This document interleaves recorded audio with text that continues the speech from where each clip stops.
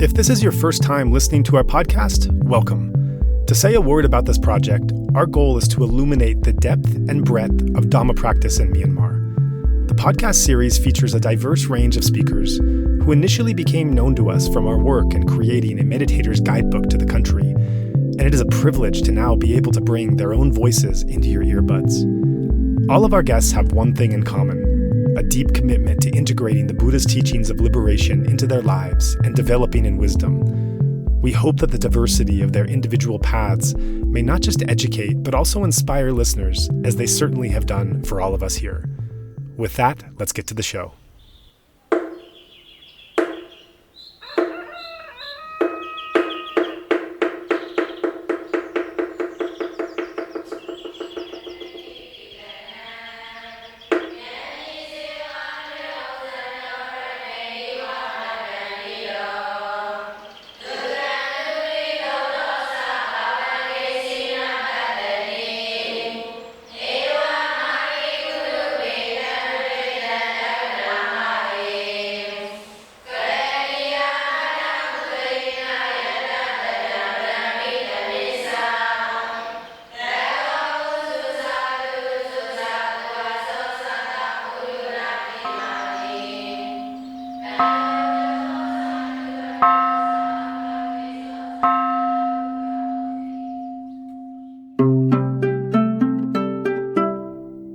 Sometimes a single moment can be so profound or so complex that it takes hours or even days following the encounter to get a handle on it. In the story that follows, that moment has been taking years to process. This episode is part of our Diaries series, in which we describe a single but impactful event that took place in a Buddhist context in Myanmar, and then flesh out its many dimensions to better understand the country, the culture, and the spiritual practice.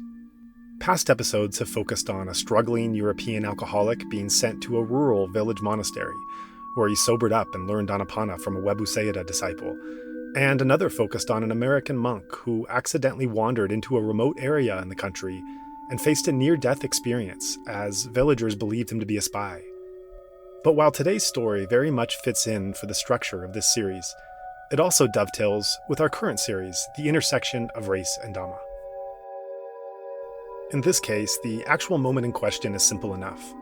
Yonie, an African-American vipassana meditator in the tradition of S.N. Goenka, travels to Myanmar to pay homage to the lineage of his teacher and consider monastic ordination. Several days into his stay at a Yangon monastery, he is in the dining hall awaiting lunch when a long-standing Burmese monk aggressively motions for him to leave, and when he doesn't, the monastic hauls off and kicks him.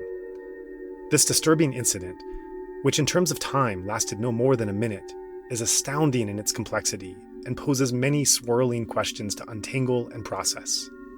Our conversation unfolds with Yonie and I doing the best to explore its many threads. A preview essay about this story was posted a couple weeks ago on our website and social media accounts, and it generated a wide range of reactions, many of them negative or critical. From these comments, it was clear that a number of readers had been triggered in different ways, which made my podcast team and I acutely aware of the reactions that the full conversation will likely generate. Typically, I use this opening preamble to paint a fuller picture of the upcoming guest or share behind-the-scenes information around the talk. A deeper reflection on the talk is then saved for the post-interview reflection with my co-host, Zach Hessler. But given the discomfort this podcast may cause, I'd like to use this time instead to take a step back and explain why, in spite of it all, we are committed to sharing this story. We have also decided that it would be a good idea to front-load some of the information that otherwise would emerge from our conversation to help explain our rationale for airing this particular story, as well as the deeper context surrounding it. First, some background. In this episode, because I am personally involved in the story, our talk is not an interview per se, but rather a conversation between Yonie and myself. It is important to emphasize that in our discussion surrounding this moment, we were compelled to talk frankly about the actions of one member of the Burmese Sangha. However, I want to be clear that we have no intent to demean or criticize the entire monastic order. Much of this overall podcast platform, as well as the previous media projects I've worked on throughout the past decade, have been inspired by the humility, selflessness, and wisdom of the Burmese monkhood. Similarly, You'll hear us speak about Burmese culture, but in doing so, our intent was not to engage in a broad critique of the Burma people or the country of Myanmar, which again, much of this podcast platform is devoted to exploring and illuminating with respect, goodwill, and interest. Finally, we enter into this complex and very challenging discussion fully aware that we are non-Burmese lay practitioners, parsing out the behavior of a Burmese monk. Not only are there complex cultural issues at play, but there is also the sensitivity that any layperson needs to bring to bear when speaking about a monastic following a stricter code of discipline. And related to this, we acknowledge that we are non-Burmese commenting on aspects of Burmese culture. Now, I'd like to spend some time addressing the various kinds of responses our social media posts generated. Although uncomfortable at times, it was certainly instructive to consider what was behind some of those earlier negative social media reactions. For example, if I can paraphrase, one went something like this. Okay, so we know that this kind of thing happens in the human realm, but choosing to talk about it like you're doing here distracts from our Dhamma practice and may lead to decreased reverence towards lifelong monastics. This is a can of worms you don't need to open. Just let it go. Well, from our side, we acknowledge that finding a balance between the spiritual and the mundane is a sensitive matter, and one we plan to explore in detail in upcoming episodes. On the one hand, being too much on the side of activism and social or political issues can indeed push the Dhamma aside, while on the other, a willful dismissal of all pressing worldly matters to focus solely on our on-the-cushion practice is pretty much the definition of spiritual bypass. We believe that the story has enormous relevance for a deeper understanding of not only the intersection between Dhamma and race, but also various Burma Dhamma themes, and we do illustrate in the talk how these mundane issues can impact spiritual growth. So if this question is essentially, is this topic relevant for a platform based on sharing the Dhamma? To us, the answer is a resounding yes. So that's the answer from a spiritual perspective. But speaking personally, I'm also quite attuned these days to the ongoing situation in my own country, where white society is finally being forced to directly confront the systematic racism that has long been part of the American experience. These public conversations are motivated by the desire for greater awareness and healing, and hopefully leading to fundamental positive changes in the United States. One aspect of the Black Lives Matter movement after the police killing of George Floyd is that it became a worldwide phenomenon. People in many countries marched to highlight the importance of honestly and openly confronting injustice and solidarity, and have looked to examine the shapes of discrimination within their own societies. This podcast is being aired in that spirit, not calling out racial discrimination and injustice wherever and whenever it happens, tacitly accepts the harmful impact it afflicts on others. By ignoring it, we allow it to continue. That, to me, is the opposite of mettā and karuna, which I believe are at the core of any Dhamma practice. Still, all that said, I must acknowledge that this is not an easy talk to have. It may well be downright uncomfortable for some to hear, in the same way that it was for some to read in our earlier post. Some of that discomfort took different forms of avoidance, passing the incident off as no big deal or a one-time thing, or to suggest it was a simple cultural or linguistic misunderstanding. Another advised Yonie to rely on his meditation practice and just be more equanimous, and several reminded him to be compassionate as a Dhamma practitioner. Beyond just discomfort, conversations about race and ethnicity can be painful and even triggering for some who have had their own experiences with discrimination for whatever reason. Still, our podcast team felt strongly nonetheless that the potential gain of understanding prejudice outweighed the risks inherent in treading these delicate waters.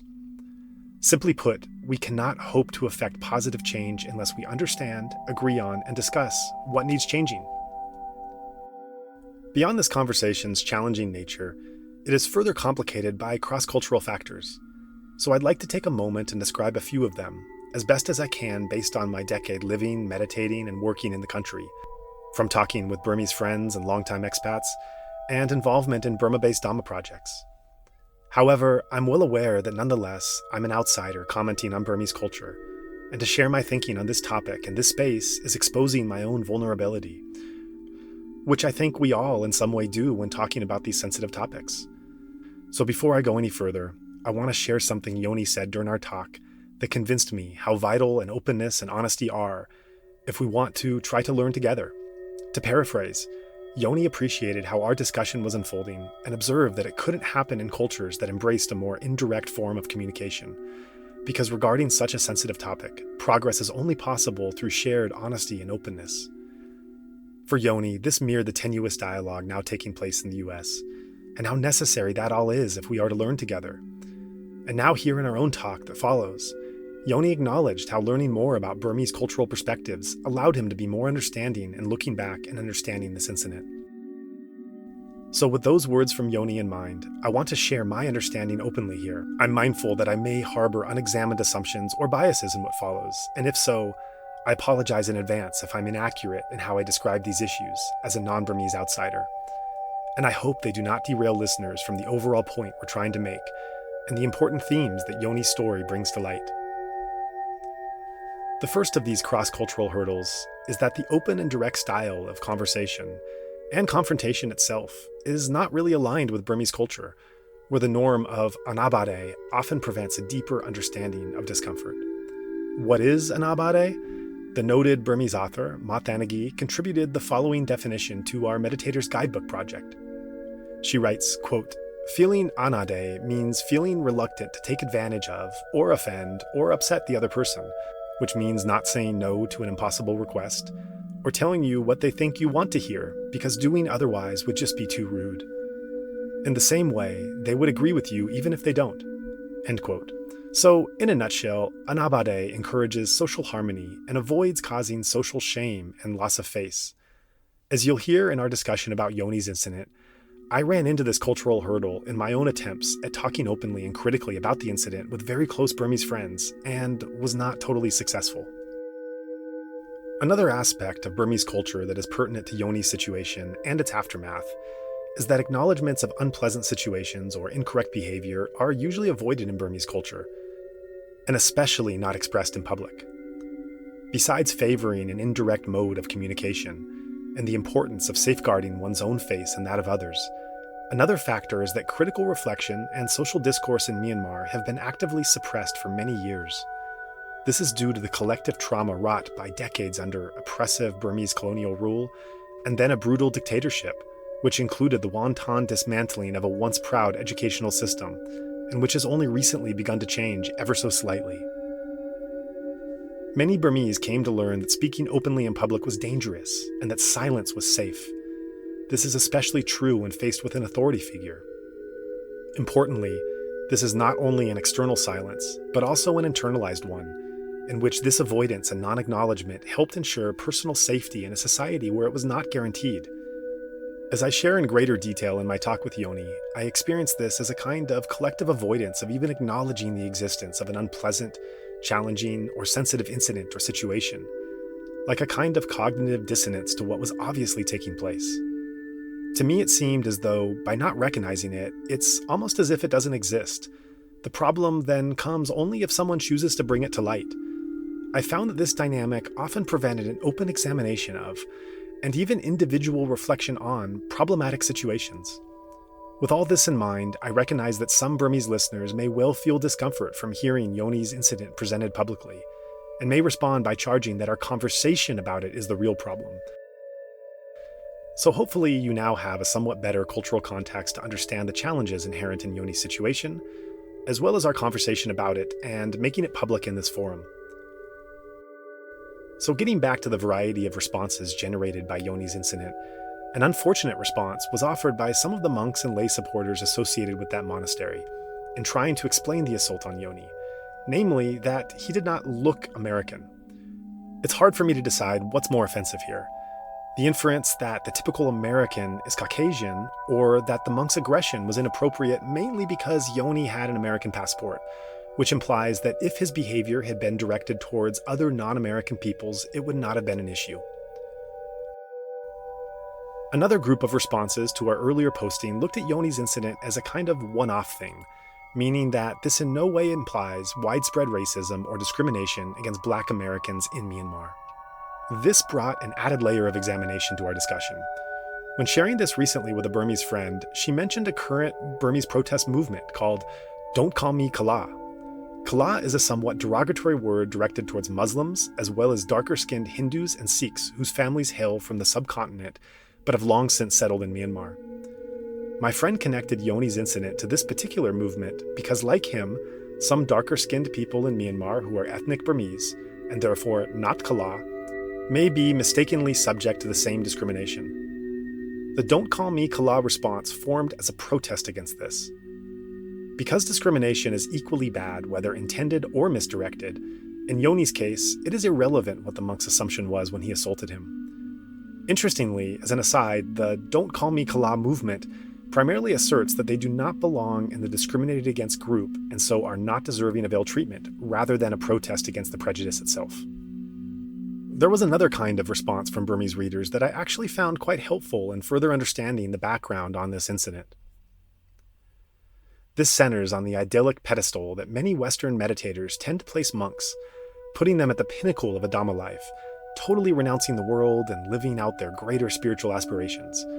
My experience, however, has been that most Burmese don't share this idealized image, as they have had a lifetime of meeting monks of all dispositions and backgrounds. One person posted something I'd heard countless times, that behind closed doors, many Burmese know that not every single monk is living a life of exemplary discipline and practice, and that for this reason, it is quite important to carefully select which monastics one chooses to honor and to respect. Another made the observation that the Burmese monkhood simply reflects Burmese society. And interestingly, this observation mirrored our inaugural podcast episode in the Intersection of Dhamma and Race series, in which several Black American meditators had commented that it should be no surprise that the American mindfulness and vipassana communities carry over the same discriminatory complexes as American society at large. As Yonie had never met a monk prior to his trip to the Golden Land, he had romanticized notions about the monkhood, so this long-term monk's behavior was doubly shocking and disturbing to him. At this point, I have to interject some personal feelings here. While it was obviously painful to Yonie that this incident happened and no one intervened, it was especially painful to me that no one associated with the monastery appeared to express shock, shame, or discomfort when I later spoke with them about the incident. I tried to remain on guard against any American conditioning about the kind of response Yonie's incident should elicit, but I found this lack of remorse very challenging. At a minimum, I wanted to hear something like, "That was a wrong action and I'm really sorry it happened to him." But no such sentiment was ever expressed, either to Yonie or myself. In the online responses to the original essay, I was touched that some Burmese did offer a profound apology that a yogi on pilgrimage was treated this way at a monastery. However, many more put up similar roadblocks to avoid stating even this simple sentiment. But because the incident was so egregious, I simply couldn't understand how the only response wouldn't be expressing some degree of empathy. I talked about this with Zach, my podcast colleague and friend, as well as a close Burmese friend, and they both helped me to put into perspective the roadblocks that these comments reflected. They shared how some posters likely felt defensive and sensitive about foreigners commenting negatively about something that had to do with their country, implying that there was something wrong with their sangha, their culture, ethnic group, etc. So I want to explicitly acknowledge that while this discomfort and sensitivity will likely resurface again in response to the airing of this podcast episode, we do not, in any way, intend our conversation about this incident to be a critique of the Sangha or Burmese culture. That said, I feel equally strongly in making this request to listeners. Please do not shut out Yonie's pain out of your own discomfort at hearing publicly how a Bamar monk acted poorly. But I also want to stress that the defensive responses to the preview article did not come only from a Burmese audience. They also came from Western readers, although they took different forms. Some criticized the entire topic as being not relevant, and that it touched upon issues of politics and identity on a platform devoted to spiritual practice. My favorite response to this critique? One user, Max Tieford, wrote back, "Since when does advocating for loving kindness towards oppressed people not align with the Dhamma?" Finally, before I wrap up so that you could finally get on to listening to our full conversation, I want to address some online charges claiming that Yonie was exaggerating his story for dramatic effect and selfishly imposing his own needs onto a culture that had little contact with foreigners. I found these comments quite disturbing, and frankly, this blaming the victim and trying to discredit his story are nauseating to me. Let me just say that the incident happened over a year ago, and Yonie was not eager to share it publicly, nor is he active on social media. Yonie is a private person and would be much happier staying out of the limelight. He only agreed to go public with what happened in the hopes that a wider sharing of this incident could benefit everyone, monk and lay, Burmese and American, white and black. When I pointed Yonie to the cascade of reactions to the posted version, which he had not yet seen, he wrote, quote, "Talking about hot issues will generate hot reactions, yet I still think we did the right thing. Most of the comments and discussions were thought-expanding. I love this. That alone made it worth it for me," end quote. So, with that in mind, time for our conversation.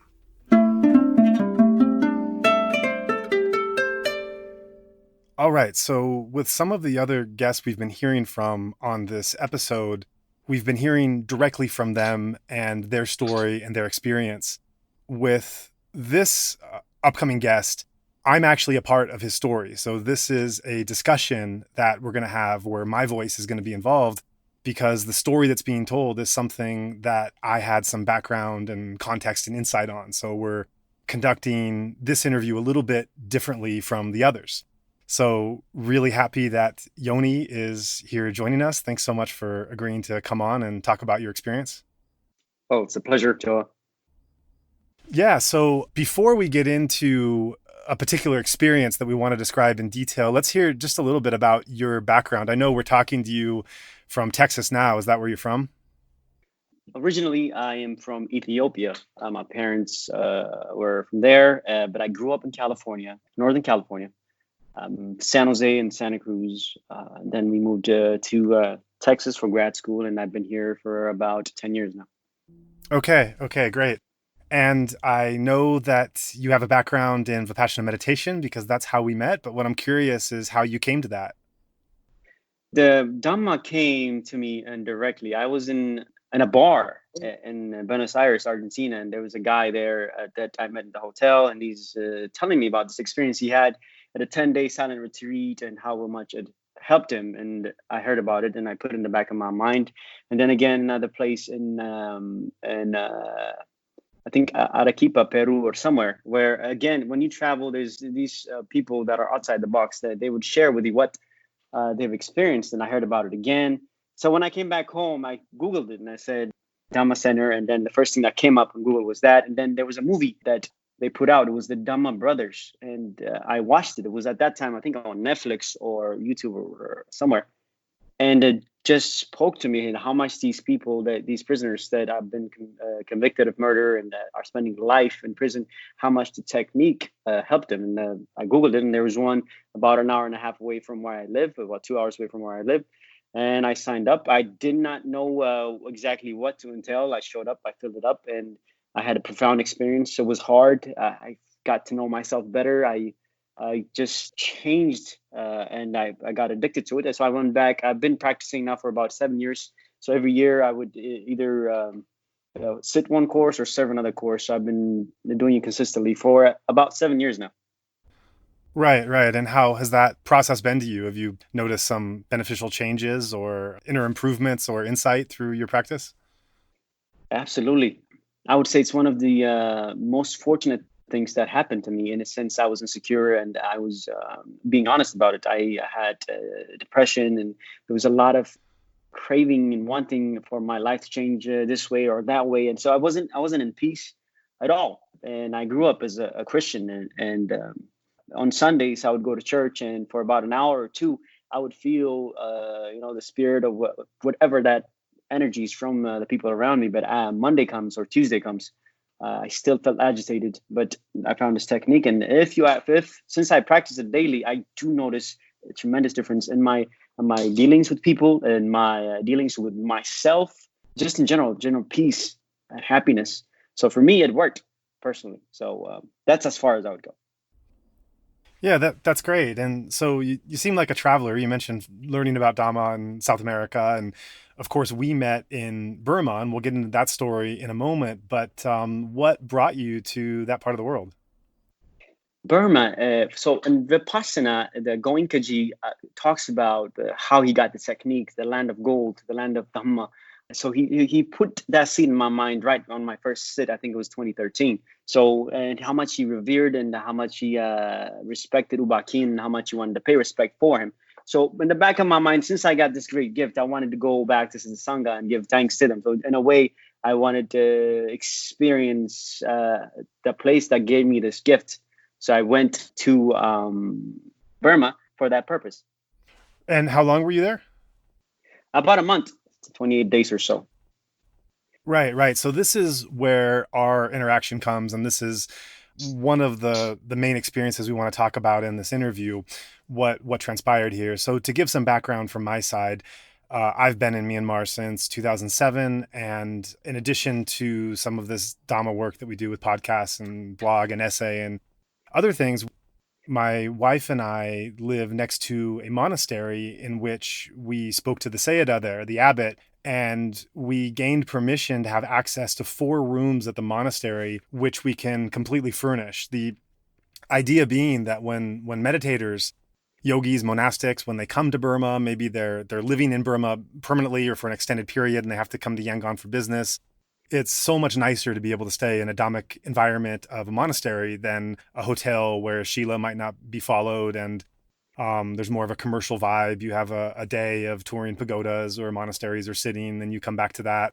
In addition to, frankly, saving money for the meditator, money that could be spent on dana for a monastery or for more experience of their meditation practice. We know that many of the Western practitioners who come to Myanmar, a lot of them don't necessarily have a whole lot of money because they're not working regular jobs. They're prioritizing spiritual practice over their careers. And so even though they've come halfway around the world, their money's quite tight. So it kind of serves all these purposes. And we gained permission from the Sayadaw to do a number of things. One, to furnish these rooms. So we have 2 female rooms and 2 male rooms, and to reserve these rooms only for foreign practitioners that are passing through, because it's a very big monastery. It was built with a lot of dana, and there's a lot of room, and there's a lot of halls and rooms and bedrooms that aren't being used. So in Myanmar, it's considered really, really meritorious on the Burmese side to be able to share the Dhamma with foreigners. It's this kind of, on their side, it's a sign of like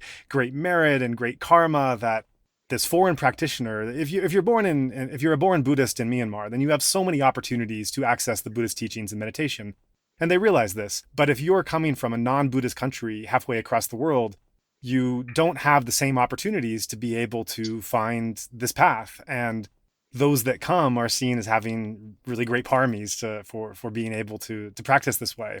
And so coming to a monastery where you're able to practice in Myanmar, it's great merit for the supporters and the monks of that monastery. So it was really a win-win-win-win situation, a win for us in being able to provide it, a win for the monastery and being able to offer it. And they felt really happy that they could serve foreign practitioners there, and a win for the meditators that are maybe traveling on a shoestring and not wanting to go into a commercial environment. So that's some background on what we've done, and we've been able to furnish them in a way that it's individual accommodations. It's probably a little bit more comfortable and clean than the typical monastery. And so the idea was that it would give people a chance to recharge and have some private time before their pilgrimage or course or after or whatnot.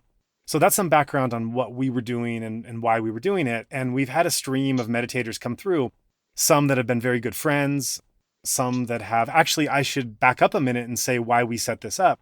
We had a Dutch monk friend, Uaga, who's been in robes about a decade.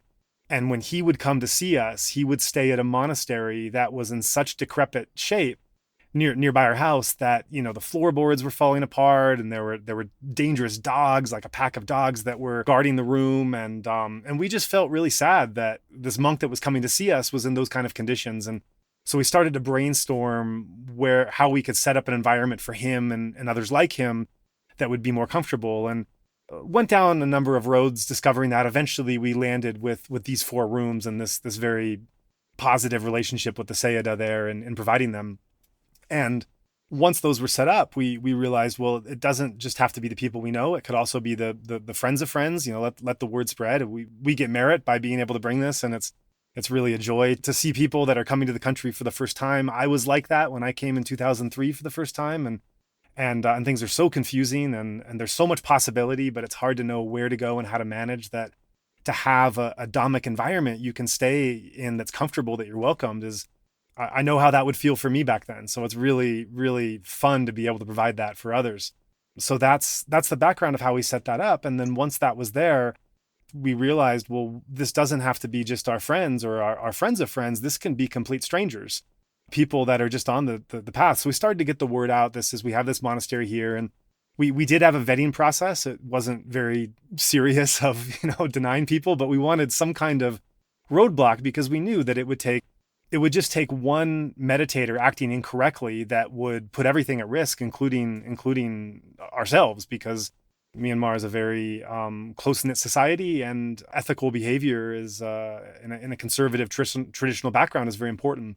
So we were very careful with not just allowing any Joe meditator to just pop by, and make sure there was a level of seriousness and commitment. And no one ever got denied, but we just had a couple kind of application forms so that if someone came, they would put a little bit of work in to show that they were coming for the right intention. So we started to have people coming and stay at this room that we had never met before, that we might have had some friends we knew about, or just as word started to spread. Kind of counterintuitively, Yangon is the hardest place for a meditator or even a monastic to be able to stay in a monastery. You 10 times or 100 times more likely to stay at a village monastery where there's only one monastery in the town than you are finding a monastery in all of the big city. It's just the way it is. So it was wonderful to be able to provide this service. And we were having meditators come that we didn't have any real personal connection with, but we were just, we were able to provide the room and get to meet them and sometimes help them out with their journey or their pilgrimage from what we knew of being there. And that brings us up to the point of your visit and your stay. And we did not know each other personally before you came. And I was actually out of the country when you arrived. And when that was the case, I would communicate with my assistant, who's Burmese and is actually a former monk and former monastery attendant. So very much attentive to that, and would communicate to him about the needs of the incoming meditators and getting them settled and such. And from there, let's turn the story over to you and your arrival in Burma and entry into the monastery. Yeah, I do remember the serious vetting process. It wasn't that serious, but it was about a page or two of form, and we fill it out, and you got back to me right away. So I was very pleased to be able to stay. So I arrived maybe 3 days or 2 days before in Yangon, and I think you had to take a bus. I took a bus that wasn't that far away from my hotel. I took a bus, and then there was a stop, and your assistant picked me up and showed me the room. It was a really nice room. And this is where I was staying. There was a couple of monks that were stationed or that were my neighbors, which were really kind, senior monks that are doing this for maybe 30 days or 45 days, but still very kind. We got to talking, and we hit it off. And basically that's my first day in that monastery. But I did hear about it. Let me go back. I heard about it in Facebook, and a few friends of mine and know a few. So you're known to us. So we I basically contacted you through Facebook, and then you reached back, and I was able to stay at the monastery. Right. So we're getting to the incident of note that we want to get into in a little more detail. At the time that you were staying in the monastery, this was all kind of an experiment on our end. So we were kind of working out, what time does the monastery gates close so that they don't get locked out, and when is breakfast and lunch, and how do we work out some of these other details. And if they want to go to a pagoda, do we know a local taxi driver that will give them a fair rate and take them around. And one of the details we were working out was food. And at that point that you were staying there, things changed later, and we'll get into that. But when you were staying there, you were, in my understanding, you were having breakfast and lunch there. And there was a particular incident at one of the lunches that we'll go into more detail about what happened. Yeah. Do you want me to go into it, or Sure. I can? Sure. Okay. So basically, I was there on my fourth day or some fifth day or one of those days. And every morning at 6 or 5, 5:45 or something, I would get up. They will have breakfast, and there's these circular tables on the floor where the food comes. So I sat by the door, which are the younger monks are the ones where they sit. And as you got closer to the wall, the older and the more senior monks sit on a certain table. So I knew right then and there, I'm not worthy of being near the senior monks. So I stayed back by the door. So there's the seats. So 3 days in, they'll have breakfast. I'll have breakfast with them.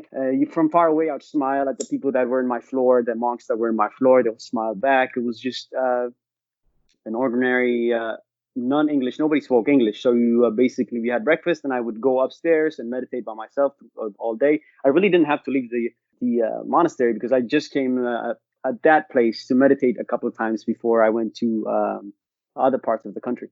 So day 4 comes, and there's a switch between the senior monks. There's a lot of faces that I don't recognize from the first couple of days, but they're there, they're sitting around, and I'm sitting and I'm about to be served on the floor, and unknowingly this man that my face is facing the wall. The guy walks in, he stops, looks at me, and kicks me on the shoulder, and it was a complete shock at first because there was nobody there to tell me what's going on. There was nobody there to be like, "Oh, stop," or it was just I was shocked when on the first kick. So what happened here with the shock was I knew, say what you want about it, but most of the monks have multiple black belts in some form of martial arts.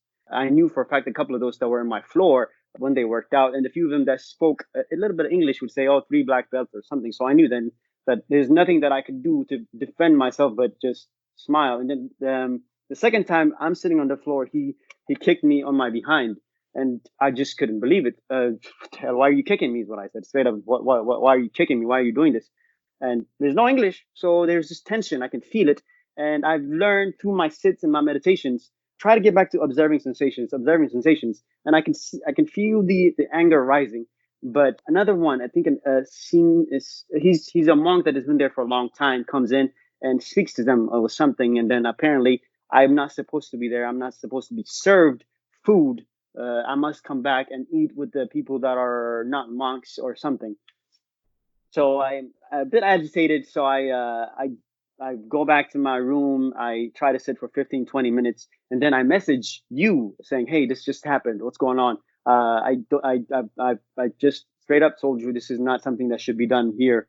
And right away you got back to me honestly saying, "Oh, I'll deal with it. I don't know what's going on. I will take care of it for you." And you mentioned the fact that because I'm dark skinned, because I'm black, and they don't really get black people, so to say, to stay there. They might have thought that I was something else with the Buddhists and the Muslims. I'm really not well aware of it, but there's some regions there that are predominantly dark skinned, but they're Muslim. So he might have thought I was Muslim, and I can sense there is this tension in that country between the Muslims and the Christians. So that was my understanding. So that afternoon comes, I didn't even want to eat at the monastery at that day. So I just there was a really nice restaurant. Your assistant took me the first day that I came in. So I just walked there and I had my lunch. And that after having lunch, I just decided it would be best for me. I think I got some more messages from you from Facebook that you were handling, and there's going to be some meetings with me, with the senior monks there about what was going on. And what happened after was I decided maybe it's better for me to go somewhere else. So I came back and spoke to your assistants. There were some neighbors there that were really kind. We don't speak English, but I can feel their mettā. I don't know his name. I think I took a picture with him, and I might have sent you the picture. But it was a very kind man. His mettā calmed me down a bit. But I told his kid, I think, to buy me a ticket to the ancient city. What was the ancient city name? I forgot the name. Oh, Bagan? Yes, Bagan. So I got a ticket to Bagan. That afternoon, late afternoon, I had a meeting with one of the most senior ones. He looked to be in his 70s, and a couple of the people. We were gonna go have a meeting, and I told him that I was gonna leave. This shouldn't be the way somebody that has been meditating for years to treat another human being. You just don't. What is the point of sitting for years and years if you don't have the basic compassion? It's just ABC of compassion. So I said I'm gonna leave. And I don't think the Burmese are very direct. They're very docile. We Americans, we get to the point very, very quickly. Right. Yes. So they're taken back by my directness. But I'm doing it out of mettā, completely from my heart. I was like, hey, this is all coming from love. I love this country, but right now I don't feel comfortable here. I'm going to leave. I got the ticket, and we went to have a meeting with the senior Sayadu, or I'm not sure what there's no English. Nobody spoke English except your assistant. He was coming in a little later. While we were walking with the senior monk to the office, there were these dogs in the monastery, and one of the dogs were under a car. And I remember this specifically. We were walking there, and this senior monk used his giant stick to hit the dog. And right then, inside, I just felt this is insane. What is the point of practicing for 30, 40 years if you cannot have basic compassion for a dog? And I love dogs.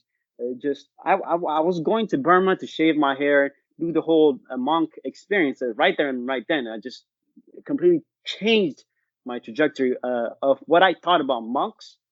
They're just humans. They're just like us. Before then, I would revere them. I would fantasize about them. I would put them in this pedestal. But when I saw that action by that senior, say what you want about it. But for me, I just, it doesn't matter what happened to me. When I saw what happened to that dog, yes, there are a lot of dogs in Myanmar, and some of them are dangerous. But if it's a dog in a monastery, I'm sure you know of this dog. So hitting it just didn't speak with me. I paid my respect. I didn't say anything negative. I didn't leave anything. I don't want to leave anything negative, because again, I am the first Black guy that came in there. I do not want to be their first impression. I do not want it to be, the next time they see some other guy, me, this is what they expect. So I actually gave some dana, saying, thank you for what you've done for me. I paid my respect, bowed to the Sayadu. And that evening, maybe 4 p.m. or so, that neighbor came and got a taxi for me for a really good deal, took me to town. And on the night bus, I went to Bagan. Right. Wow. Thanks for sharing all that and bringing that all up. And I'll share from my side. I remember the message. I was out of the country when the message came in. It took some time to kind of get a clear picture of what happened. I think the news came somewhat in stages, and as it became clear what had actually happened, that on my side, the shock, the horror, the anger, the shame kind of all set in. And then the next stage went to like fact finding, like let me try to find out what happened. And I spoke to my neighbor and assistant and talked to them, and we've never really been able to piece together exactly what happened. But the clearest picture that's come is that the monk who committed the assault was not at the monastery on a regular basis. He had just kind of stopped by there from somewhere else, and it might have been indicated that he wasn't quite right in the head, that there was something else going on with whatever he was dealing with mentally, and that he had not been informed that a foreigner was staying at the monastery and regular eating there. And it was told to me kind of as a matter of fact, well, he just wasn't informed of this. And it was just kind of an oversight. And if he had known, then this wouldn't have happened. To me, of course, that wasn't good enough, because I kind of kept pushing and said, well, are you saying that because he hadn't been told that the kicking was an appropriate response? And being a Westerner and being someone who was very sensitive to how you interact with different races and backgrounds and ethnicities, discrimination, etc., something much more was needed. And part of that was a statement of it really not being acceptable. As you say, Myanmar is not and a lot of Asia is not a direct society, direct culture, more indirect and subtle. And so there's not a background in being able to investigate cross-cultural encounters that might go awry and that might have different understanding. It's not a culture of deep, sincere apologies and reconciliation and talking. And so even being there as long as I've been and understanding that, there was, and knowing that that's not an outcome really that you can expect very easily in this culture, very traditional in a monastery, no less. On my part, there was still this sense of outrage and shame that something really terrible had happened, and that it needed to be rectified in some way, even though that wasn't really to happen in that culture. In any case, during that day, as I tried to get more sense of what happened from you, from my assistant, from my neighbor, and piece this all together, that was as close as we came, that he simply hadn't been told, and that it was he didn't know why this person was there, and he was just responding in that way. And as we talked about it more, I remember, obviously, you had a whole host of emotions from that incident of anger and confusion, pain, shame, whatever else was inside you. And I remember one of the reactions you had that you were so confused about was that no one did anything, that this incident happened and that there wasn't any response from anyone else. And I remember kind of smiling at that and saying, well, this is something I can't explain. Like, I don't know why this monk did that.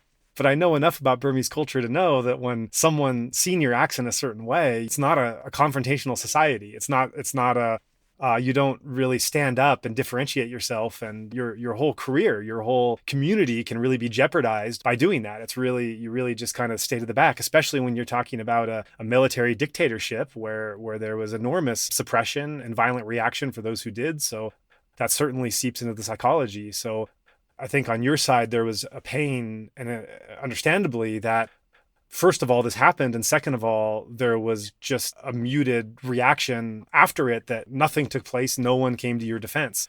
And that was something I had a little bit of understanding about Burmese culture. This was never said to me. This was purely my conjecture, that because when this happened, it was obvious to me that this would be very, very unlikely to happen to a white meditator. I don't want to say impossible because we don't know the motivations of the monk doing it. Very, very unlikely that this would occur. And so it seemed that there was some connection to your skin color. And there's not really an understanding of the African American experience in Myanmar, but there is tension with Muslims. And so if your features were wrongly interpreted as being Muslim, the monk could have been responding to, get these people out of our monastery when we're trying to eat with our monks. And so it could have been a misdirected discrimination. Although misdirected in terms of who he thought you were, it was not misdirected in terms of skin color. And so as we're having this current series about the intersection of race and Dhamma, and all the other podcasts are looking at the American experience, even though primarily we're a Burma Dhamma podcast, we're expanding our look here. This is one story where we are talking about race and Dhamma purely in a Burmese experience. Even if it's a misdirected reaction to it, it's still a consequence that you faced that a white counterpart might not. Yeah, I completely agree with you. In a sense, I remember in Burma, there's this game. It's like a hockey ball. Do you remember what they call it? Chinlon. Chinlon. So I played Chinlon with these kids, with these monks, with these 20-something monks, 3 days in a row. We have this connection where we don't speak the language, but we can make each other laugh by just eye contact and repeating each other words, or there's this connection. And I remember having that breakfast that 4th morning, and I'm sitting around these guys that I played this Chinlon with. And when this happened, they all just looked, they acted like they didn't know me in a way. Right. That itself was a shock. Right. I just smiled at you and wished you a good morning, and you smiled back. But when this happened, it was just, whoop, face was completely swished off. So I don't know exactly if it's because of my color of skin, or because I might look Muslim or not. We can never really know what's going on with this monk's mind. But I could tell you, I've traveled, like you said, extensively in 40 plus countries. And I can tell you there's a lot more of this. The darker you are, the more likely there's going to be more issues around you. It's not just an American issue. Right. Even South Africa, Tanzania, the continent itself, the darker you are, there's a certain burden that comes with it.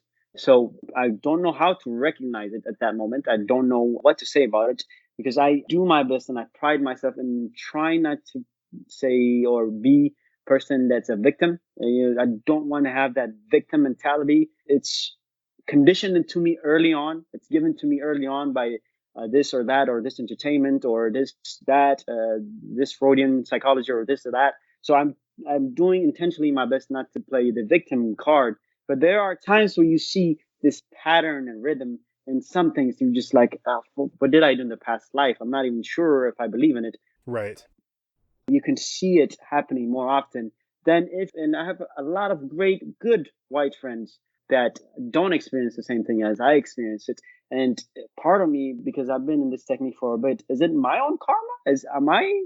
Am I the cause of this from others, even though I'm wishing them mettā? It's just a huge jiu-jitsu in my head that goes around. I'm being really open with you. In my mind, when I am dealing with these things that I can't explain. It's a conundrum. Yeah, well, I do want to go back to what you said about the monk's reaction, and that is not an abnormal or unusual experience in Burmese culture. I've witnessed it on several occasions, and it was one of the strangest things that I ever experienced when it happened.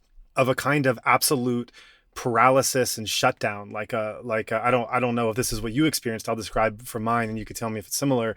Almost like there was a couple incidences I experienced where very strange and inappropriate things happened, and everyone in the room completely shut down every aspect of their senses, where it was almost like time had stopped and their essential being and essence had gone to some deep recess that they weren't even conscious of. And I was the only one cognizant of the inappropriate thing taking place. That's the wrong way to say it. I was the only one cognizant that life was taking place. It wasn't that I was ignoring something. It wasn't they were ignoring something inappropriate. It was that they had disappeared completely, and I've never experienced anything like it. And I have experienced that on several occasions. And when the inappropriate incident passed, they all arose again, and it was never talked about again. And I think there have been extraordinarily inappropriate and violent and damaging and traumatic experiences that have happened in the past 70 years of Burmese history. And it's been something of a coping and survival mechanism to retreat at moments of potential trauma. And that I think that could have been what happened at that moment. And furthermore, after the moment passes, whether you're involved or not, because I shared this incident with two very close Burmese Dhammic friends with my sense of shame and outrage and frustration. And they couldn't really respond in the way that I had hoped. And these are saintly people. These are people living a life of service, following the precepts, meditating constantly. Good-hearted people. And yet, we know about spiritual bypass. We're talking a lot about it on this series of being able to follow. We've talked a lot about it in an American context of following a certain kind of spiritual practice that is actually bypassing things you don't want to get at because they're too painful. And somehow in their cultural way, there was not able to be a conversation that was just being able to say, wow, that was wrong and that should not happen. We weren't able to get at that point. It was just a lot of obfuscating. I did talk about it with a number of my Western Dhamma friends, not a number of, I have 3 or 4 Western Dhamma friends, including Zach Hessler, who's the co-host on the podcast. And to 3 or 4 of them, we talk about a lot of things that go on in Myanmar and our experiences, our insights. And when this happened, I shared with 3 or 4 of them what had happened and my reaction to it. And, in that context, European and American practitioners, monks, meditators in Burma, it was a reaction of complete shock and shame. And just complete shock and shame and wanting to rectify it. There was a German monk who, upon hearing it, pleaded to be able to talk to you and to remember that. Yeah. Let me apologize on behalf of what happened. And just being someone who had committed his life to the robes and knowing this had happened to someone who was wearing those robes and the stain that caused, he just hearing about it, he just had this visceral sense of complicity and shame. I think he tried to contact me, but I was in the other side of the country. Couldn't meet up with him, but I can see and feel his sincerity from the writing he wrote to me. I appreciated it. But the thing about being Black at times is you have to move on quickly. You have to not look back at certain situations and say, hey, let's just move forward. And you have to do this over and over and over again. It could be out of fear, because I don't really want to look back at trauma, but also it's something you have to cultivate. It's something you have to cultivate to have this kind of defense where you will face it. To make this the best that I can. And you try again and again and again. So you try again and again and again. So you have to move forward. Yeah. And I also want to come back to, you mentioned just now, and you talked to me about it when it happened. I think you had done some more processing in how you mentioned it just recently because a lot more time had elapsed. But when it happened, I remember you did understandably have shock that a monk would do this of all people. I mean, here is a dedicated vipassana meditator who only knows about Dhammic Burma and the monkhood from the stories he hears in the depth of an intensive retreat and the mindset you have of someone that would commit to a life like that. And just the shock and the incomprehension of someone that you hold on that level doing something so abominable. On one hand, I think that it is fair to not put monks on a pedestal. They are people. They're working out their own stuff as the rest of all of us are. And when you look at the Burmese monkhood, it's, it's another story entirely. there's a lot of reasons that people become monks, and not all of them are purely Dhammic. And that's a whole other podcast to go into, is who joins the order and how are they expected to behave, and what are the different ways to be a monk, and the different kinds of ways you can structure your life, and the diversity among that, and the choices that you have, and the monks that you really have tremendous respect for, and the monks that you have less. So in some sense, that is a truism, that any meditator who spends some time, you start to realize that monks are human, and yet the discipline they try to live under is something special at the same time, and that's a deeper topic. However, I'm also really troubled and saddened that you came with an aspiration for ordination, which is one of the most special and unique spiritual renunciations you can have on the path. And that even if some monks might hold the robes in a different way, one can ordain and structure one's spiritual life and have support from those around you to live without money, and live without a care for food, and live without a need for material possessions, and only strive for spiritual practice. And this is one of the few societies in the world today where everyone will support you, everyone will applaud you, everyone will cheer for you, and the poorest of the poor will be the first ones that will come to try to give you what you need. So there's this incredible moment of generosity and support that exists there, even though monks that are wearing the robes aren't perfect, and some are far less than perfect. And to hear that you had an experience that knocked monks off their pedestals, well, that's one thing. And the way it happened was really unfortunate, but that is something that a lot of us come to in less dramatic ways. But to hear, as I did now, which I didn't know before, that this experience was such, understandably, that impeded your thought of ordination and the noble aspiration that you had, that is just really, really sad. That brings a new layer of sadness and pain to me now in hearing that. And I think that I venture to say that Burmese and meditators listening to this podcast now, should you come back and want to find a place to ordain, that you will have no shortage of supporters to make that possible. That's really good to hear, Joah. I appreciate invite and sincere apologies for what happened. And I'll take it if it's on the path, and if there's another opportunity to do it, I will definitely look into it. But at that time, there's this thing where when you're the first of something, I've seen a lot of shaven head monks that gave up and joined the Sangha, and most of them are European or Asian descent. So I've never actually seen a black person do it. So I thought, hey, it's only Burma where you can do it for a month or two, and I can try what it feels. And if it's for me, maybe I'll continue to do it.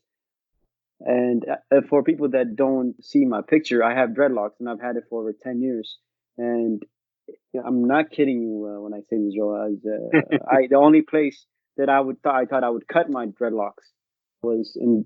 It means a lot to a lot of black men. Dreadlocks symbolize the dread they feel in the world, so it means a lot to them. So I would shave it off in Burma and bury it there to pay respect to this land.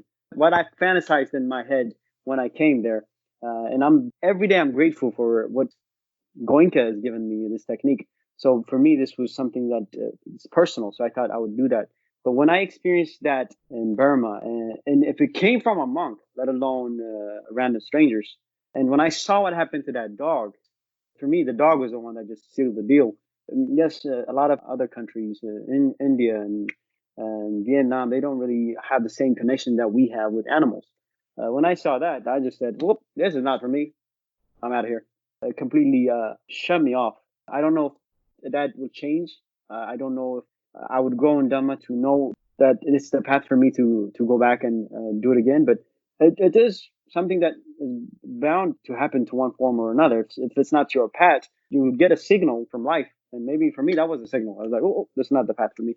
But I'm not saying it shouldn't be a path for other black men or maybe even me in the next couple of years. But for now, boy, I would say it's a lot easier to do it to be a sangha with Goenka, where it's secluded and everything is provided for you, and there's a lot more Westerns, and you feel like you can connect and you can speak the language with the sanghas that you have around you.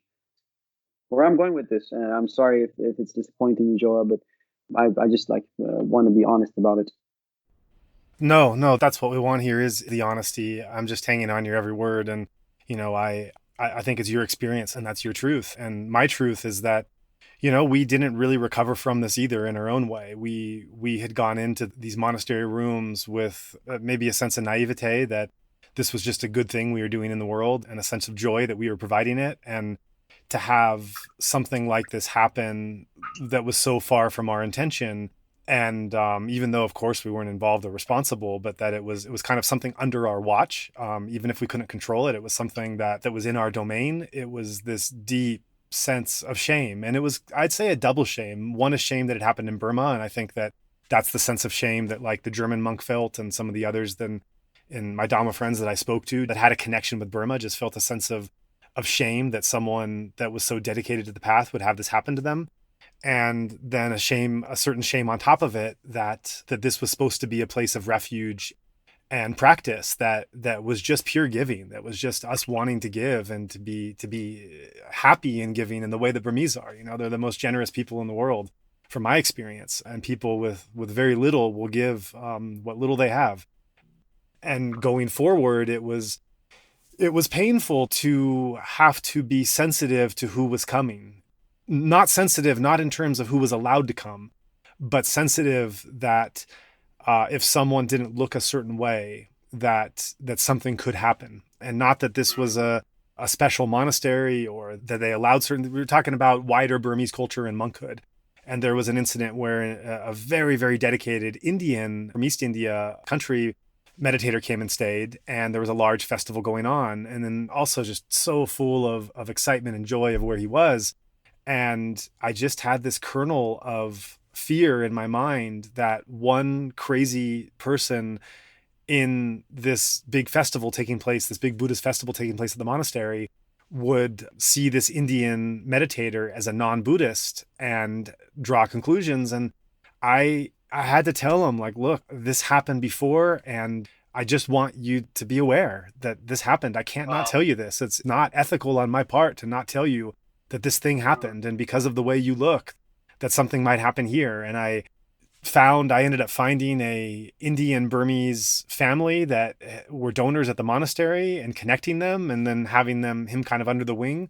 But it kind of forever changed the feeling of safety that you can just bring anyone serious and earnest into the fold, and they would be taken care of. That because something like this happened, even whatever the percentage is, that the likelihood of this happening or it happening again, it was kind of on my watch, and it left really a deep pain in the fact that this could and did happen, and also further awoken me, further clarified in me the experiences of someone who looks different and being judged by those differences. They weren't not being judged by everyone. Certainly the saintly Dhammic people like my assistant or our neighbor saw beyond that, and many people did, but that some people don't.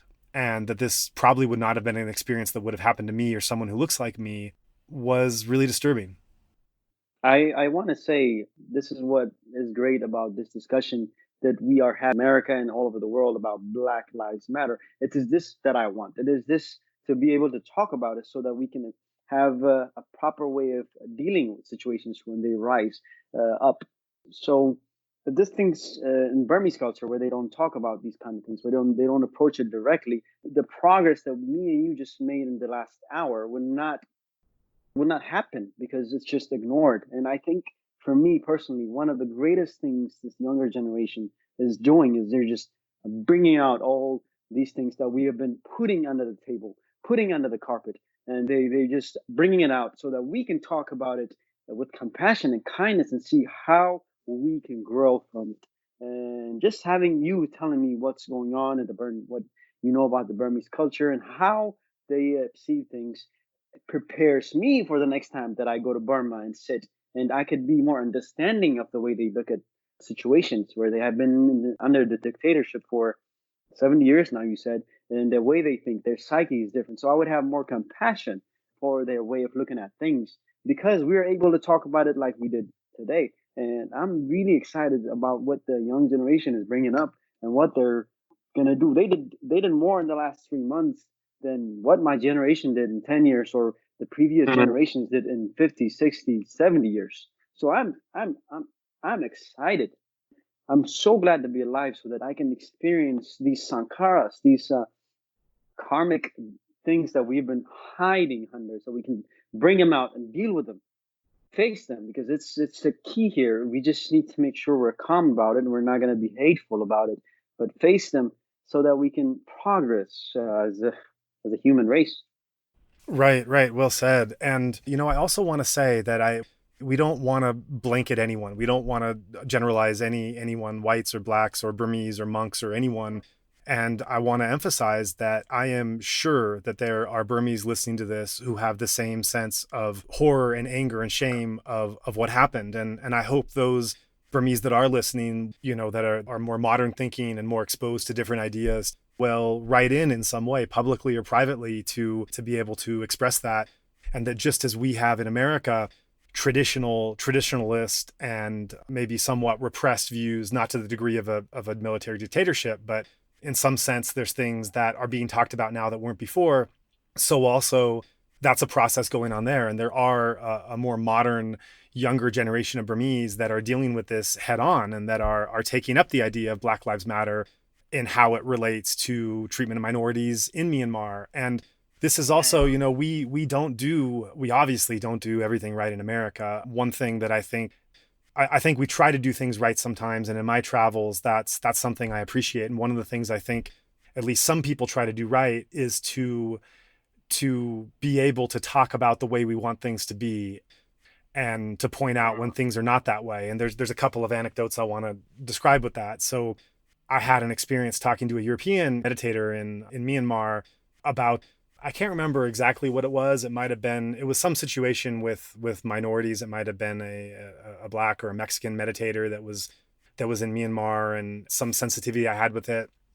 And he kind of admonished me that, well, you Americans, you take all of this so sensitively, and you're just so aware and so hypersensitive of all these issues. And almost kind of like I was manifesting a problem by my awareness and sensitivity to all of this. And it reminded me of the current problems going on in Europe with, when you look at sports, and I don't know how much you've followed this or heard the news, but like over the past many years in certain Belgium or Italian or Spanish leagues, the treatment of Black soccer players, throwing bananas on the field at them or just abhorrent behavior. And there's not the background that you find more widespread in America to be able to talk about these issues.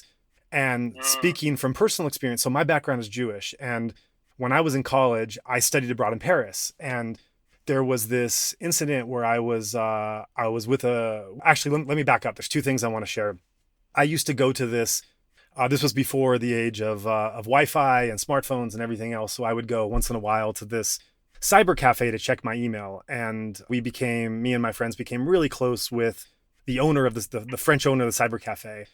And one time we went there and he said some derogatory comment about Jews. I don't even think I was there. I think my friend who was Jewish told me about it.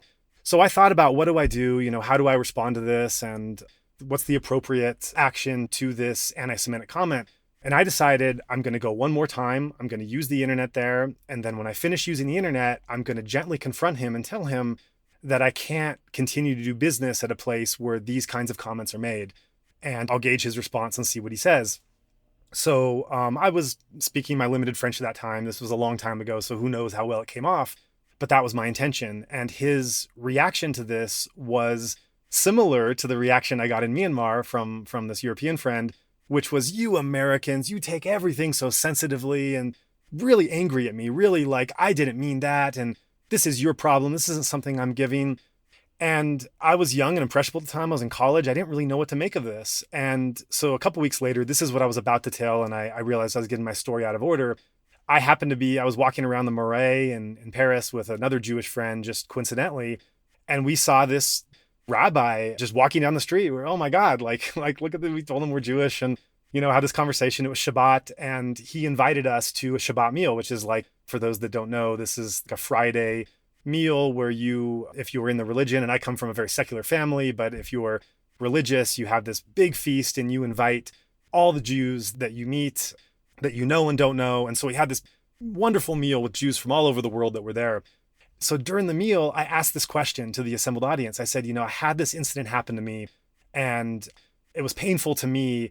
But the response I got was that this was not a Jewish problem. This was not a French problem. This was an American problem. This was that my heightened sensitivity to an apparent slight was because I just took things too personally, and asked this assembly of mainly European and French Jews, like, was this my problem? And you can imagine the answer that came back, which was no. You Americans just have more background in being able to deal with it and talk about it. And so I think this plays into the incident you had there, that in the Burmese culture, there wasn't this sensitivity in being able to talk, even with some of my closest friends and people that were just saintly people, and being able to talk and process about the harm that happened. And there could even be people listening that are thinking, like, you guys, like, this one thing happened, and like, how bad was he harmed? Did he have to go to the hospital? And you're over it. And there could be a pushback from, you guys are taking it too sensitively. But I want to speak out against that. If there's a thought there that, yes, we are talking about these things explicitly, and maybe this, when we are American, and maybe we don't do everything the best, and everything doesn't come out exactly the way we want, but that we do come from an ethos of wanting to identify and talk about these acts of prejudice and discrimination when they come, whether they're directed at us or to someone else, to say that they're wrong and that we won't stand for them. But as a passionate practitioner, finding a way to do it that is not increasing the harm in the world. You said it so well. I am still taking it in. Calm down. It wasn't that serious. In fact, when I shared it with someone at the hostel when I went to Bagan, he basically said the same thing. Did you bleed? I said, no, I didn't. It's not a big deal. So I can see where they're coming from. But again, I want to bring back what you said about our ethos, is that from my personal experience, the more I talk about an issue that I felt, the more I bring it out, the more we face it, the more we put light on it, the faster and the richer the relationship is. And for me, seeing these things that I have been hiding under the carpet and I've been ignoring, I have not been sensitive to, or I have ignored, because in order to succeed in some parts of life, you have to get your hands in the cookie jar, and you have to ignore a few things. So yes, we can put it aside and not be sensitive, but I think we can be much deeper as a human race if we actually see the depth within us. There is humanity within us. There is something that's just not the skin color, that's just not my religion. There's something there, but we should respect what is there.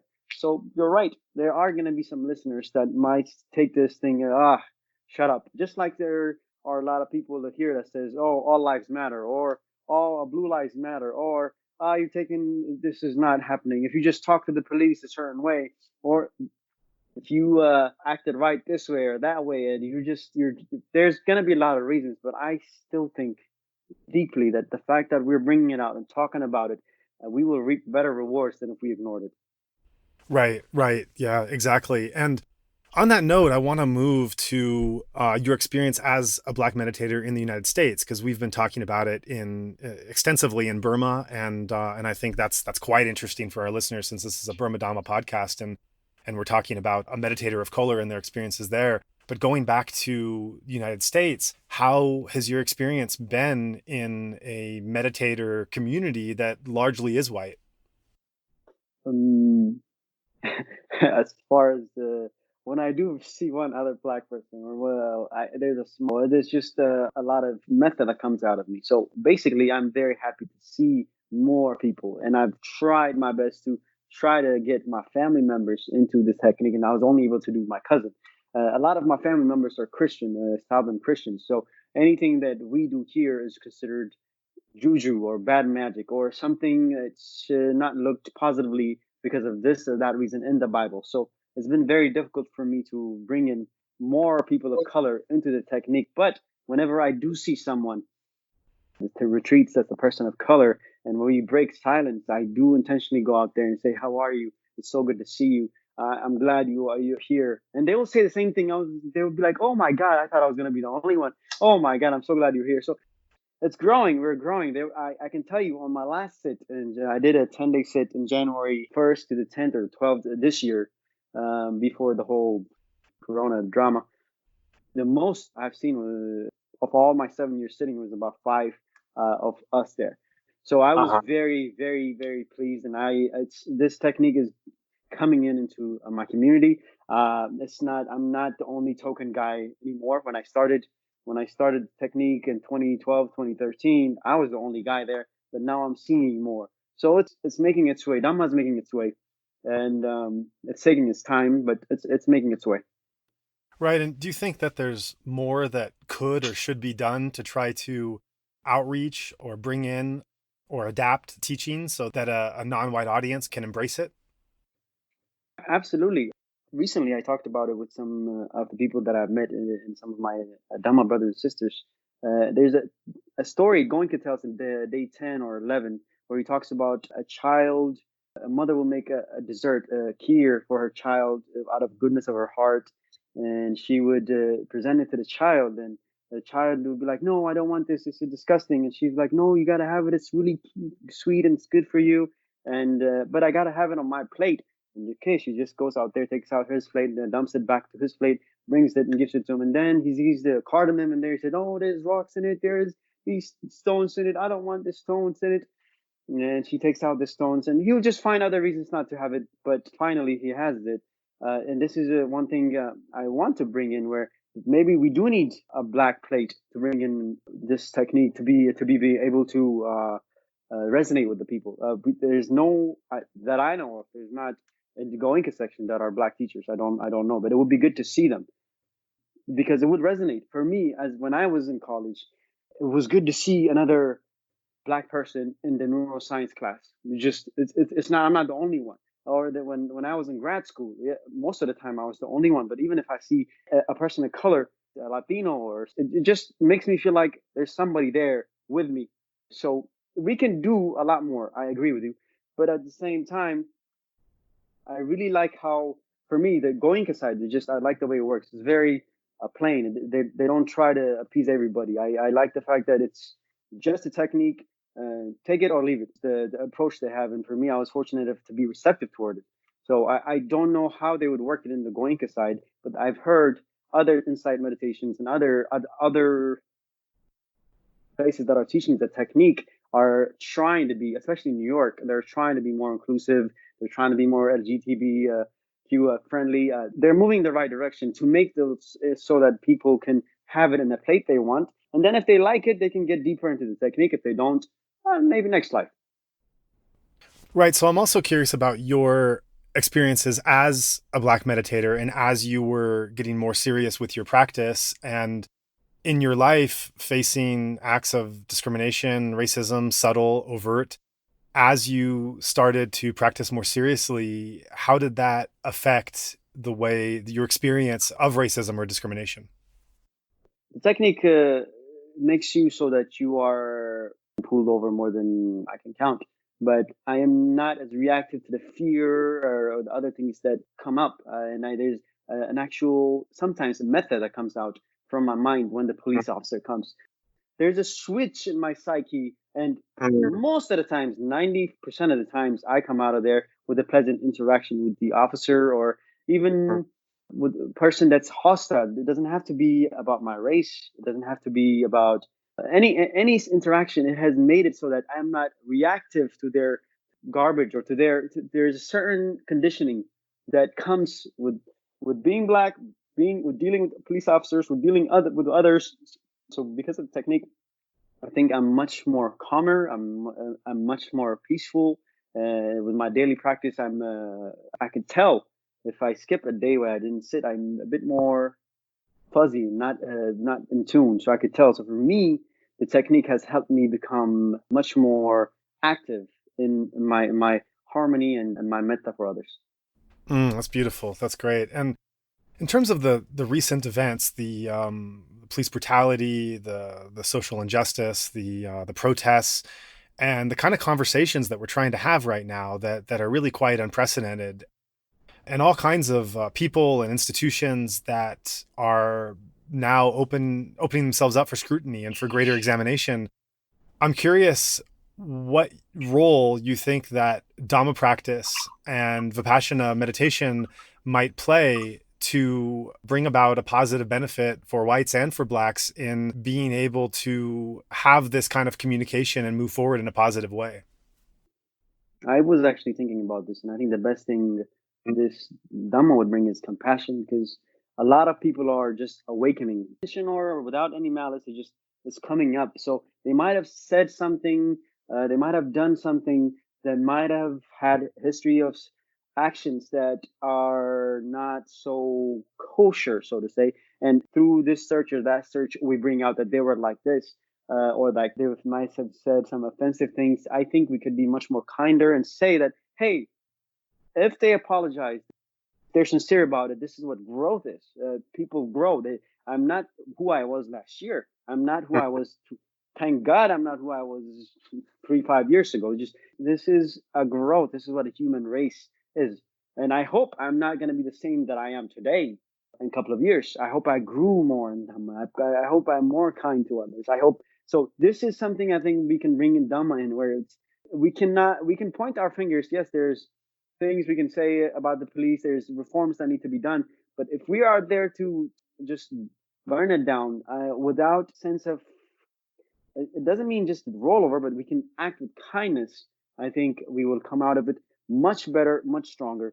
But if we're just going to be saying, hey, this person did this 5 years ago or 2 years ago, and they must be this, and so they must lose everything and this and that, I think that's not the right way. And this is where Dhamma and compassion will come, where if they said something in the past, if they have done something, we need to be kind about it, bring them into saying, hey, I have done some things in the past. There's some things that I didn't think about that I think about now. So this is where Dhamma would come, I think. Yeah, and that's really difficult, right? You know, if you're holding on to a lot of pain and injustice and unfairness, Yes. and you're trying to figure out what do you need to move on from that pain? How do you move forward in a way that's constructive for everyone, and people are misunderstanding each other and both feeling a sense of aggrievement or wanting to be understood? How does the conversation and the understanding move forward? That's a really good question, and I'm gonna say I don't have the answer. Me and you are fortunate enough within and say, "Hey, I have my own problems, and I'm not perfect." So I'm very grateful. It's a luxury. This gift for us, for all of us, that we are really able to practice. It's a great gift. We're able to see within. But yeah, they're right. If they want justice from this or that, I am not the one, and you're not the one. We're not the one to say, "Hey, you can't do this. You have to do it with compassion." Da da da da da. Da. I don't know, brother. I really don't know. This is something with what time will tell. And I hope with our meditations and all around the meditation, we'll do it compassionately and kindly, because there's a lot of energies at play here. We're making it simple in our talk, but you can feel the tensions rising up. There's some things that are coming up in the media that makes one group look worse than the other group, and the next day one group looks worse than the other group. So it's a lot going on. I don't know, brother. That's just this is my answer. I hope that when I'm facing someone that's agitated and angry, I hope I'm able to forgive them, and I hope they're able to forgive me. Is what I would say. Right, right. And being a meditator who is watching these protests unfold, how are you seeing them? How is your meditation practice informing your following of how these protests are going? And to what degree are you hopeful? And to what degree are you a little uncertain? I'm gonna be very honest with you, but the last couple of months, my samadhi has been terrible. I can barely concentrate. Hmm. Things that I wouldn't have conversation with myself in the shower and then laugh and chuckle and then move forward. So it's been very difficult for me to laugh and chuckle and then move forward. So it's been very difficult for me to focus. But every moment that I can get with equanimity and awareness, I'm very grateful to get it.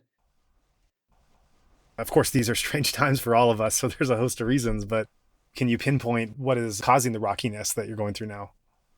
The environment itself, you can feel it. And one thing I would say is, another thing is, I'm excited to what I progress, the speed of this progress, the talk to action that's happening. It's too much. It's just like being in a very fast car. You're just taking it in. I'm used to a slower pace of change. So for me to 1 minute see a protest, the next minute people are taking down statues, the next minute they're firing this person, that person. There's just so much is happening so quickly, and I am connected to the world with news or this and that. And when you hear this, it comes up in your sits, it comes up in your meditations. It's pleasant sensation or unpleasant sensation, it will come up, and you have a tendency of reacting to it because, one, I'm Black, so there's this issue that's personal, so you react to it rather than just being objective about it. And then there's tension there, right? It's an election year, so a lot of your friends are going to be talking about this and that, and there are going to be people that are in your close circle that don't agree with certain things that you agree with. So there's a lot of things that come up in your sit that where you're supposed to be objective and just observe sensation and observe respiration, but it's much more difficult than just what's said. Got it. Well, this has been great. I don't know if I have anything more. Is there any other direction you'd like to go in, or anything you'd like to share? I think we've had a wonderful discussion. I've grown. I can't wait to go back to Burma with a different viewpoint. I'm so glad we had this time. Dhamma works in different ways, but Dhamma works. I'm glad I had a chance to talk with you in such a way, and I hope we will keep in touch at least here and there in a couple of months or here and there with our texts. But yeah, I'm thankful that I had this opportunity. I'm thankful that we can have this discussion as Dhamma Brothers. And yeah, I don't have really anything else to add. It's been a great couple of hours with you. Yeah, that's just great. And I think it's really wonderful to be able to share these experiences in a more explicit way. I think that just as the last month or so has shown a light into a different experience with the Black Lives Matter movement that has been uncomfortable and jarring, but a reality that is being investigated further, maybe because a lot of the world is shut down, so there's not a lot of distractions. But in any case, the angle that we're trying to take on this podcast is where the Dhamma fits into this, and where the experience of being Black while on the path is fitting into these overall changes that are happening. And I think that your talk here describes vividly the experience of a Black meditator and the reality of it in ways that, that a white meditator and a white meditator that is coming to practice in Burma isn't aware of the privilege and the difference that they get, that just based on the way they look. And so I think a lot of what's happening right now is informing people of this reality, and knowledge is power. And rather than just fighting to want to change the system, to understand what the reality is. I mean, isn't that the essential purpose of what meditation is understanding that reality, even when it is uncomfortable outside and within, that this information can inform you in how you approach different situations, and knowing better that the experience that you're having is not the experience that everyone else is having. So I think that that's why it was important for us to want to take the time to tell this story, and also to tell the story that transcends borders, that is not just being affected within our country in America, but also the judgments and the discrimination that's happening on the other side of the world, even when, it might be coming from a place of misdirection. The negativity and the discrimination is still there. Yeah, brother.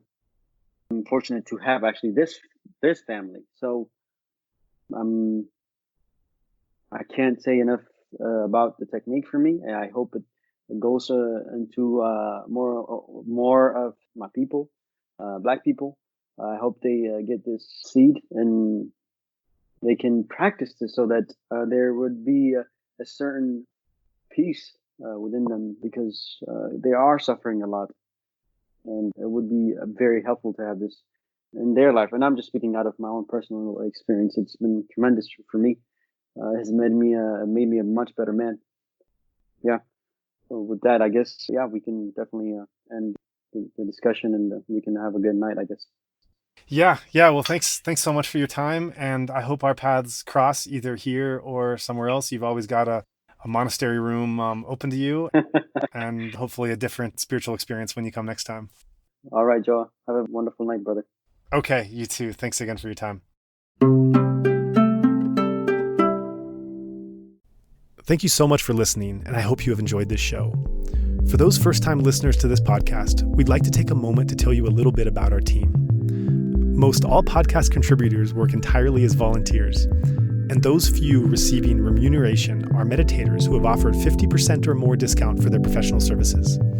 Nonetheless, there are still basic costs required to produce a full episode, and for this we rely on the generous support of listeners like you. The initial donation funds that allowed us to set up this Insight Myanmar podcast came unexpectedly, and we have done our best to stretch them as far as possible. However, that generous startup donation could not have predicted the pressing need to cover current events, such as our COVID podcasts, and now the social protest movement. So, if you would like to hear podcasts that address this new content, or assist others to be able to access them, please consider making a donation to fund this work. Whatever funds we are able to collect now will be used solely for producing new episodes on this content. Thank you for your support. May you be safe and well. We welcome your contribution in any amount, denomination, and transfer method. You may give via Patreon at patreon.com/insightmyanmar, via PayPal at paypal.me/insightmyanmar, or by credit card by going to insightmyanmar.org/donation. In all cases, that's Insight Myanmar, one word, INSIGHTMYANMAR. We were honored that Aisha Shaida Simmons joined us as a co-producer on this episode. Her perspective and insights were very helpful in moving this piece to completion. You have been listening to the Insight Myanmar podcast. We would appreciate it very much if you would be willing to rate, review, and or share this podcast. Every little bit of feedback helps. If you are interested, you can subscribe to the Insight Myanmar podcast on Apple Podcasts, Spotify, Stitcher, or wherever else you get your podcasts. Also, please check out our website for a list of our complete episodes, including additional text, videos, and other information at www.insightmyanmar.org. That's Insight Myanmar, one word, INSIGHTMYANMAR. If you cannot find our feed on your podcast player, please let us know and we will ensure that it can be offered there. There was certainly a lot to talk about in this episode, and we'd like to encourage listeners to keep the discussion going. Make a post, request specific questions, and join in our discussions on the Insight Myanmar podcast Facebook group. You are also most welcome to follow our Facebook and Instagram accounts by the same name of Insight Myanmar. And if you're not on Facebook, you can also message us directly at burmadhamma@gmail.com. That's BURMADHAMMA@gmail.com, and we're also active on Dhamma Wheel. If you'd like to start up a discussion group on another platform, let us know and we can share that forum here. Finally, we're open to suggestions about guests or topics for future episodes, so if you have someone or something in mind, please do be in touch. We would also like to take this time to thank everyone who made this podcast possible, especially our two sound engineers, Martin Combs and Tharng A. There's, of course, Zach Hessler, content collaborator and part-time co-host. Ken Pransky helps with editing.